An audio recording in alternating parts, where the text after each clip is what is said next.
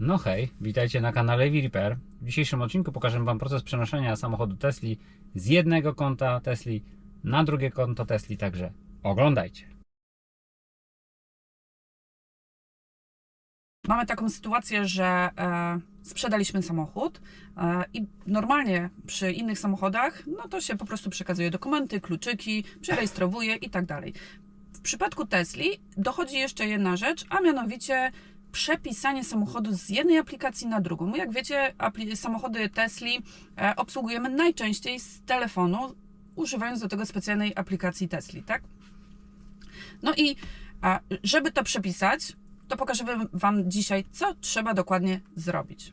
Dokładnie tak. Chodzi o to, że jest specjalny proces, który jest temu przypisany.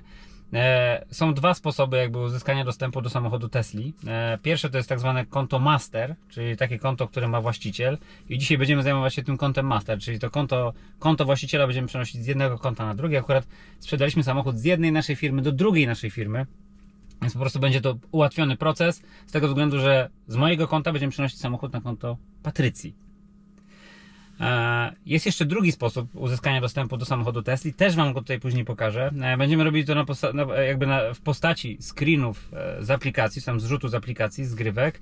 Można też zrobić coś takiego, co się nazywa konto gościa. Czyli każdy z Was ma możliwość dodania do swojego master konta, czyli takiego konta, które ja posiadam na przykład w przypadku tej Tesli, dodać zewnętrznych użytkowników, czyli udostępnić im samochód do użytkowania poprzez aplikację.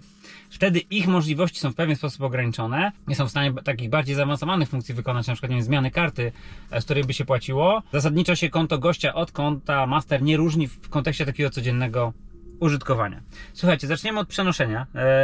Tak naprawdę podejmujemy pewne ryzyko, bo przy przenoszeniu konta Tesli, no to musimy też autoryzować nowego właściciela, czyli najpierw ja muszę ze swojej aplikacji zrzucić ten samochód, czyli muszę jakby odłączyć ten samochód z aplikacji i zainicjować przekazanie samochodu do nowej aplikacji. Zresztą prawdopodobnie to będziecie tutaj widzieć też na żywo na przebitkach. No i później Patrycja musi po swojej stronie, czy tam nowy użytkownik musi po swojej stronie zainicjować proces jakby przejęcia tego samochodu do siebie. No i musi siebie też autoryzować jako właściciela, czyli musi przedstawić dokument potwierdzający własność, musi przedstawić dokument potwierdzający tożsamość swoją. I dodatkowo w sytuacji firmy musi potwierdzić to, że jest powiązana z tą firmą. Tak? Czyli to, nie wiem, musi przedstawić KRS, wizytówkę. Dobrym rozwiązaniem jest wizytówka i to bardzo skraca ten proces, no bo nie musicie tego wielkiego dokumentu, jakim jest KRS, tam nawet jego wycinka przedstawiać, tylko po prostu robicie zdjęcie wizytówki. No i wtedy w teorii to powinno się wszystko wydarzyć. Jeszcze dodatkowo są do wykonania pewne funkcje na ekranie samochodu, ale to Wam pokażę, później będę nagrywał po prostu z telefonu. Dobrze, więc ja tutaj zainicjuję proces już oddawania tego produktu, czyli wchodzimy w aplikację Tesli. Wchodzimy w nasze produkty. Tak. Tutaj mamy model Y. Usuń lub przenieść własność. Zbierz pełne imię i nazwisko nowego właściciela. Uzyskaj adres e-mail nowego właściciela. Spłać wszelkie zaległe salda. Usuń swój pojazd z polisy ubezpieczenia Tesla. Bla bla bla bla bla bla. Po usunięciu tego pojazdu Twoje subskrypcje zostaną anulowane. Utracisz dostęp do aplikacji Tesla. Nie będziesz już dysponować uprawnieniami właściciela. Wszystkie Twoje karty dostępu zostaną dezaktywowane. No dobrze. Ryzyk fizyk. Czy pojazd został sprzedany? Tak. Komu sprzedano pojazd? Strona trzecia. Dalej. Twoje subskrypcje zostaną anulowane, utracisz dostęp do aplikacji Tesla. Usuń pojazd. Czy na pewno usunąć pojazd? Spowoduje to trwałe usunięcie z aplikacji Tesla. Tak, usuń. Aha, czyli ze względów bezpieczeństwa wprowadź kod wysłany na Twój adres e-mail. No dobrze, zobaczmy. Otrzymano wniosek o usunięcie pojazdu. OK. Od razu mogę powiedzieć, że u mnie też zniknął. Ja już tego samochodu nie mam, Patrycja tego samochodu też nie ma, także w tej chwili nawet nie jesteśmy w stanie tego samochodu ruszyć. Także teraz przechodzimy do Patrycji i Patrycja będzie robiła swoją część procesu. Dobrze, moje produkty, dodaj produkt. Pojazd. No i dalej.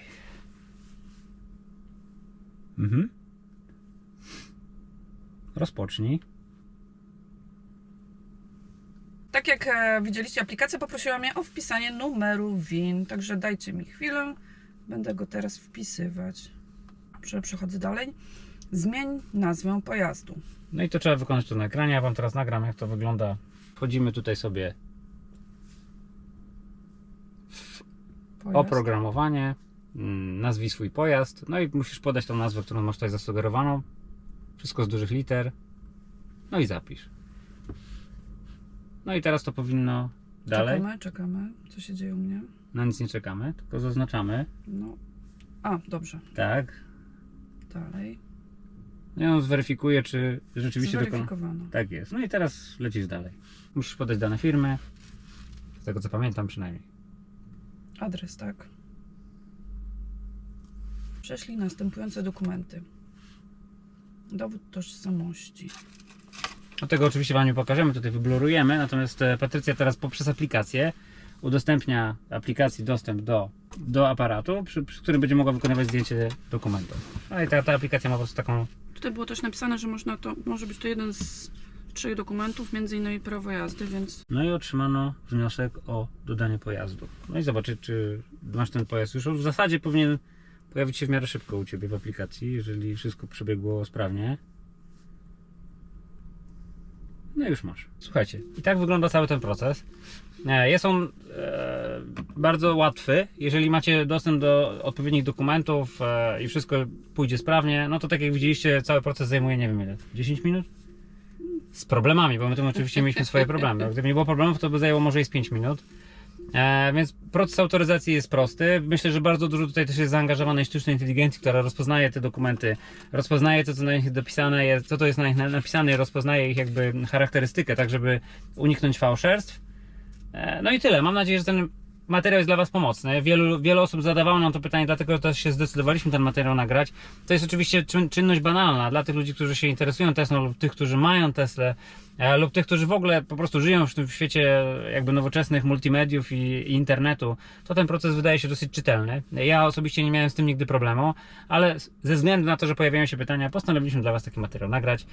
Niniejszym dziękuję Wam oczywiście za oglądanie i bardzo serdecznie zapraszam do dalszej subskrypcji naszego kanału, żebyśmy mogli kręcić nawet takie materiały. Trzymajcie się, cześć! Cześć!